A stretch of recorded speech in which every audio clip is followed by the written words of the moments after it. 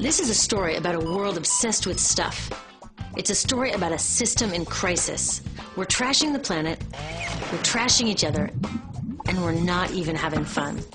The good thing is that when we start to understand the system, we start to see lots of places to step in and turn these problems into solutions.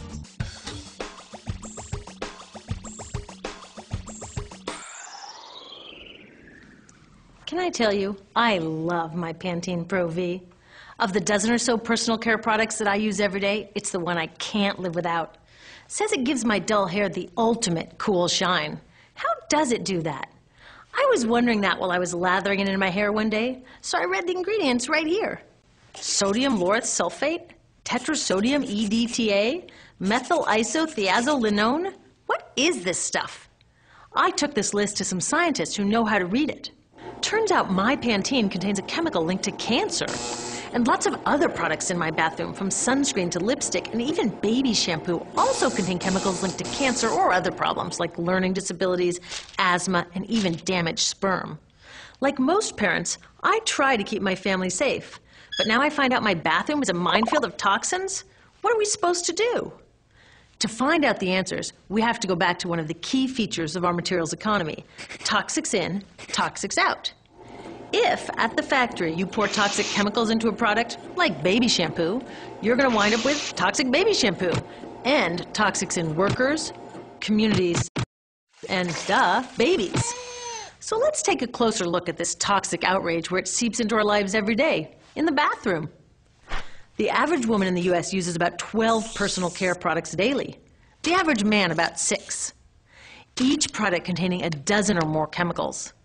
Less than 20% of chemicals in cosmetics have been assessed for safety by the industry's safety panel, so we just don't know what they do to us when we use them. Would you fly on an airline that only inspects 20% of its planes? Of course, not all of these chemicals are dangerous, but we know that many are. Some are carcinogens. That means that they can cause cancer.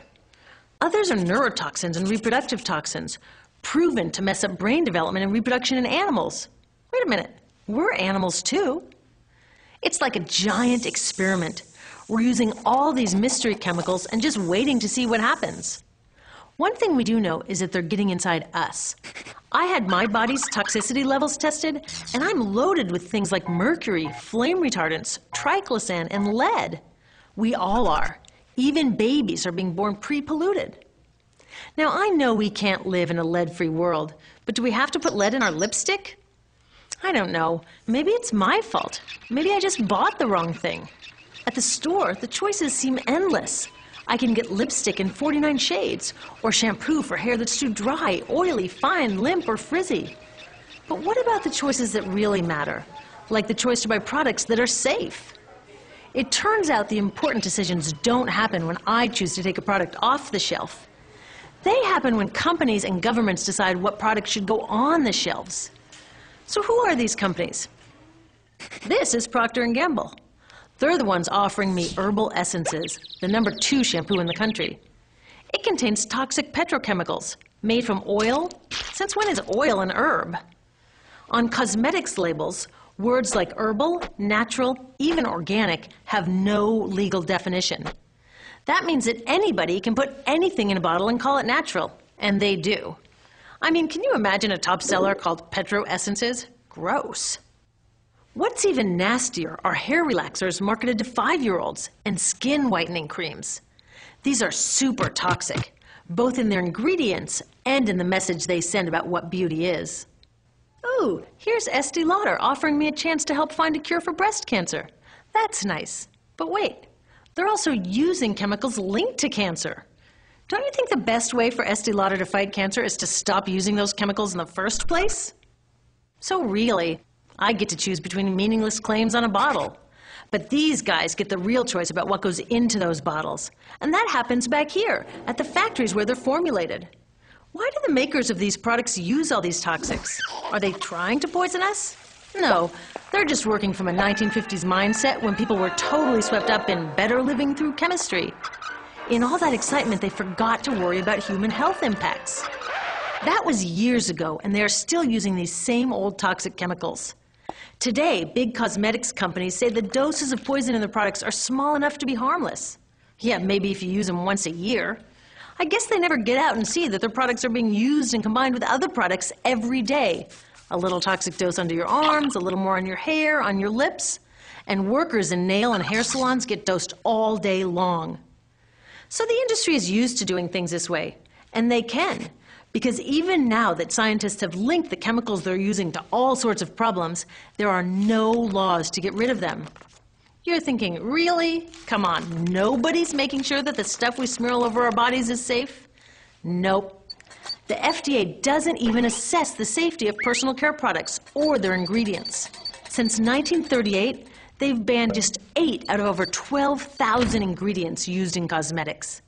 They don't even require that all of the ingredients be listed on the label. Now, this is an example where we can all agree a little more government action would be helpful. This lack of regulation leaves a huge hole that the cosmetics industry is all too happy to fill. They set up their own committee to self-police their products, and compliance with their recommendations is voluntary. So the cosmetics industry is making the rules and then deciding whether or not to follow them. So you see, it isn't our fault that these toxic products are in our bathrooms. It's a whole broken system that's ignoring the simple rule: toxics in, toxics out. But we're not helpless. There are resources online that we can use to protect ourselves by identifying the best possible choices in the store.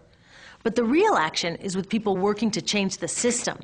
Because if we really want to solve this problem, we got to start here with these guys.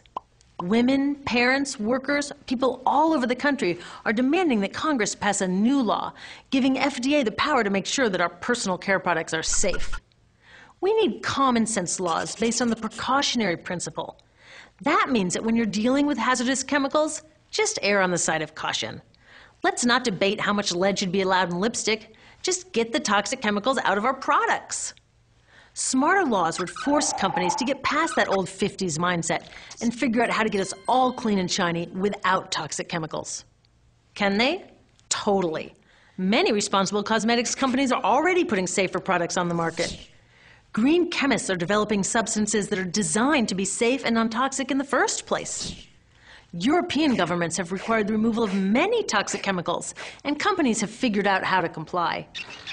When cosmetics are reformulated to be safe and labeled honestly, then we can feel comfortable with the choices available at the store.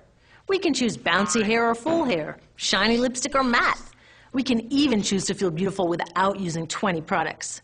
But we'll know that whatever we choose, the most important choice, the choice to be safe and healthy, has already been made.